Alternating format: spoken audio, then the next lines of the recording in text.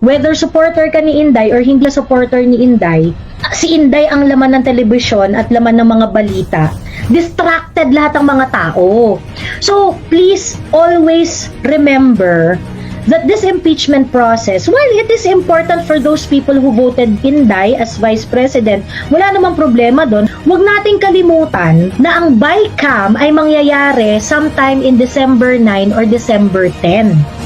Nagkaroon na ng meeting para sa 2025 budget last week in which nag-defer yung mga senators. I think that includes Senator Bongo, na sinabi nila na hindi po pwedeng desisyonan ang budget ora-orada, that they need time in order to study and review yung budget. Kasi maraming pinagtatanggal yung maraming pinagtatanggal yung Senado ng part ng budget na sinubmit ng HOR. So ngayon, kailangan pagka pinagbangga nila yan, mag-agree sila doon sa mga pinasok ng approve ng House of Representatives at saka yung mga tinanggal nila sa budget deliberation ng Senate. Isa sa mga pinaka-controversial na item dyan ay yung AKAP. Kasi yung AKAP na yun, hindi naman yun sinuggest ng DSWD. Yun ay galing sa House of Representatives. Ito nga yung ating problema dahil ang ating legislature ay walang habas na nag-i-insert ng pera sa national budget. Yan po kasi ang spasyo sa nakawan. Okay? Yan po kasi ang spasyo sa nakawan. There is a violation of separation of powers dahil dyan sa sangkaterbang na insertion na yan. And at the same time, we wouldn't be able to monitor how the money is spent.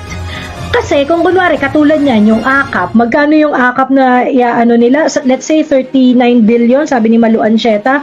Okay, 39 billion.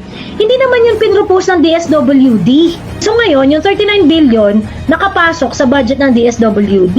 Hindi naman nila pinropose yung programa na yan. So paano yan i-implement ng DSWD? Ang nagpasok niyan, Congress. Hindi, syempre, hayaan mo si Congress na gumasta ng pera. Siya magde-decide kung paano gagastahin. Pero nandun siya sa tab ng DSWD. So ipapamigay yan ni Tamba sa kung sino man niya gusto, maaring gamitin niya as carrot para dun sa mga gusto niyang mangyari sa House of Representatives para magsunuran yung mga aso niya dun. Ngayon, since hindi naman yan kasama dun sa programa ng DSWD at ang gagastos niyan is si Martin Romualdez, paano nangyari yun? Hindi ka naman executive, bakit ikaw nag-i-implement ng project ng DSWD?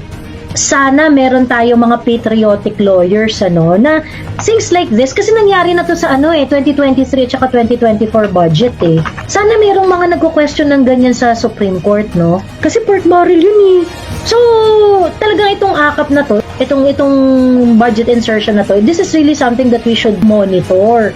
Ngayon, dahil nga magiging sobrang madrama, sobrang maingay at magiging sobrang madodominate ang airwaves, ang cyberspace, ang mainstream media, ang traditional media, ma-overwhelm talaga yan ng mga impeachment news ni Inday. Of course, Inday is important. But at the same time, mas importante po yung pera ng bayan. Mas importante po yung pera natin. So, kung nakita nyo yung timing, itong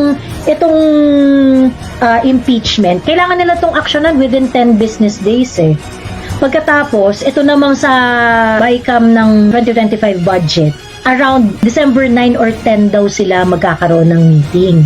So alam mo yon, parang mukhang isasakta nila na may ganap sa House of Representatives pagkatapos saka silang magba-BICAM. Hindi sila nagbigay ng definite date Nakita ko na report ng Philippine Star, sinabi ni Grace po 9 or 10 daw yung BICAM. Huwag po nating kalimutan na dapat isigaw natin ang transparency sa bicameral deliberation ng 2025 budget. Hindi nyo dapat ito nililihim. Ito dapat ang hindi confidential. Dito kayo dapat nagsisigaw ng transparency. Ayan, Shelo Magno, Heidi Mendoza. Dito kayo dapat nagsisigaw ng transparency.